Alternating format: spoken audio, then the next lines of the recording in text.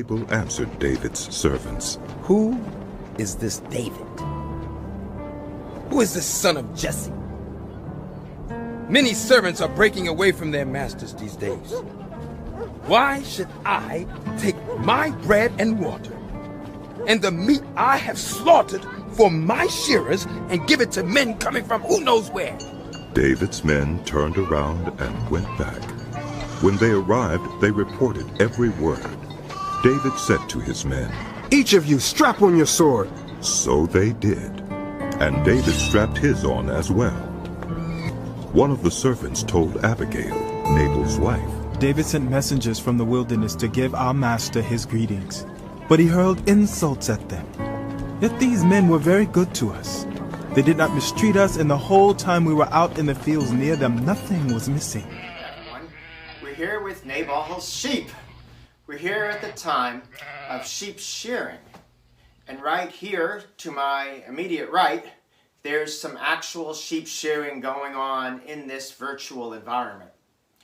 Toward the end of the video, I will show you some video clips of hand shearing of sheep up close. Sheep shearing in ancient Israel was a time of great festivity, a time of abundance. In this particular story of David, Nabal, and Abigail, we certainly have an occasion when Nabal's great wealth was very much on display in a very conspicuous and abundant manner. It was thus the perfect time for David to exploit Nabal's love of displaying his abundance of food and provision, to come in and to try to even out the distribution of wealth a little bit in this society, especially since David was in a situation of need, on the run from Saul. He needed to support the troops that he was collecting round about himself, and he needed to test his ability to feed those troops, those forces, should there come a time when Saul besieged his camp.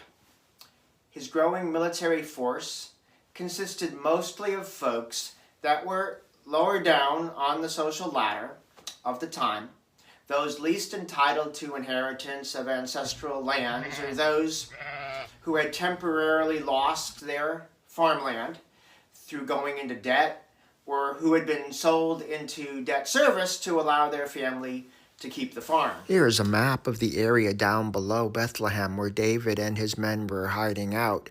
The area around Carmel, which was strategically important. Nabal's response to David's request for sharing in the abundance was very insulting and very blatantly selfish. So Nabal is a figure who's clearly dumb. David is not welcome here. Nabal's real name may have been Nadiv, but everyone clearly used the moniker Nabal, which in Hebrew means fool. And he is so centered on himself and what he has and what his flocks are producing, tons of wool, that he has nothing for others and no respect for David or anyone outside of his immediate silo, his immediate circle. Nabal is very, very egotistical, very selfish. David, for his part, however, is not a perfect character either. Indeed, the only human character that turns out to be exemplary in this particular story is the woman Abigail. David feels like he should have a grudge, and the Hebrew of our passage makes it pretty clear that he has a case, at least at certain levels. In the report of Nabal's own herder, as he discusses what has transpired with Abigail, it's clear that this isn't just David running some sort of protection gang racket. In fact, a relationship of some sort had developed between Nabal's herders and David's men, David's soldiers, who were camping out in this strategic area. So let's go ahead and look at the Hebrew and try to sort this out in a way that we couldn't if we were just relying on the English. I like how John Goldengaze, New Translation, brings out some of the subtle paranomasia, the illuminating word plays, in the Hebrew. If you look at what Nabal's herder says to Abigail, he says that David's men thankfully formed a wall of protection around the rest of the herders, and they were thankful for that. Then if you go down to see David's anger at Nabal, his angry reaction, he is so mad at Nabal's selfishness that he's going to go in, and he uses this vulgar expression for the males that he's going to dispatch. He says, all the pissers at the wall. Now, you can excuse it as vulgarity the first time, but then he repeats it to Abigail, where there's the same wording, the same idiom for males, pissers on the wall, that he had used earlier. And so you can't help but think, reading the actual Hebrew, this doesn't come across in the NRSV, that David's anger is that he provided this wall and tried to establish interconnections and bonds of friendship and community. And Nabal and his forces have ended up being pissers on his wall. That is, pissers on all that David provided, all the protection and the reaching out that he provided. So it's the key word wall is interesting here. So Nabal is selfish and centered only on his own needs and siloing his own group.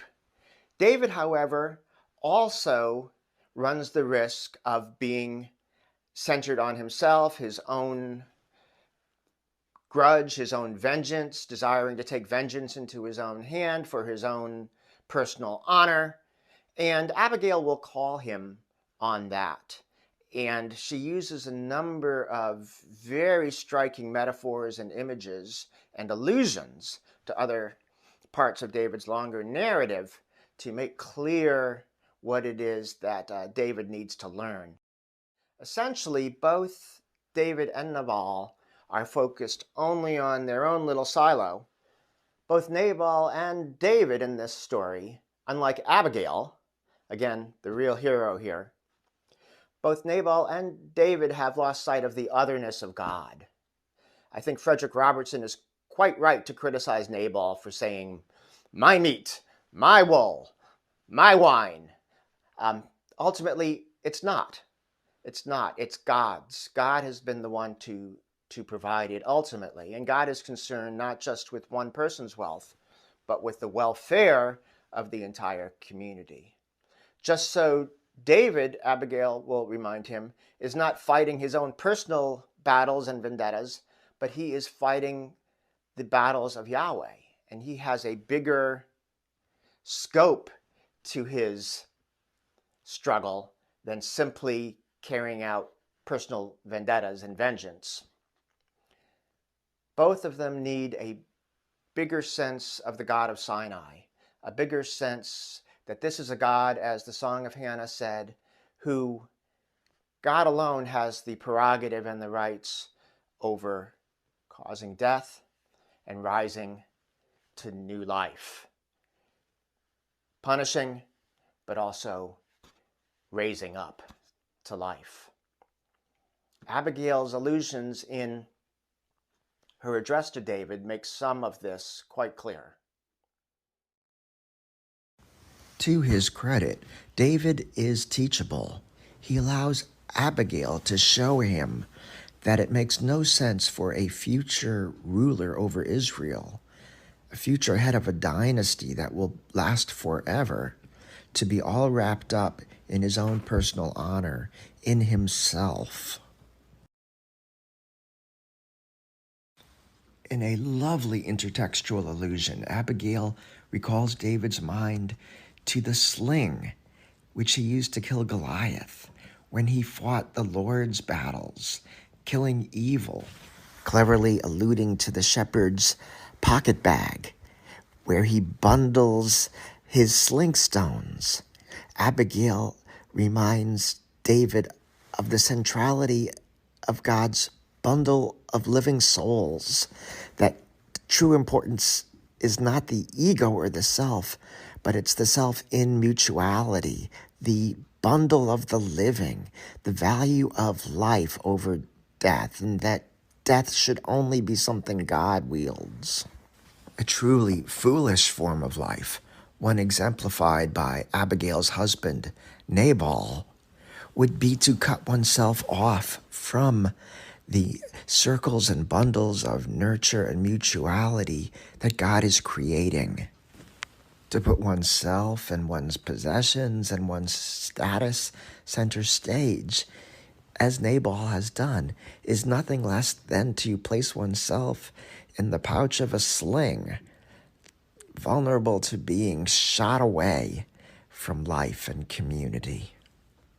Even a future king, David, must rely and have faith in what God is doing in history.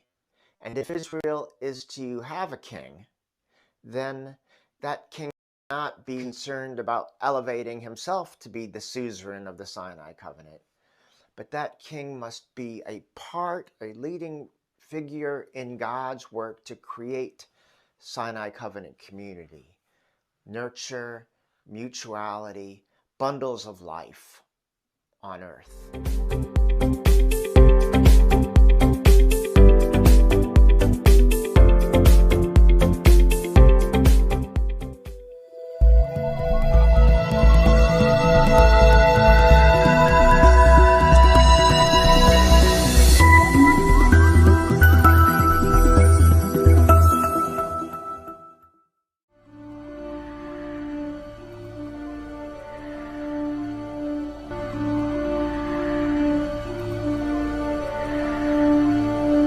Bad flamingo.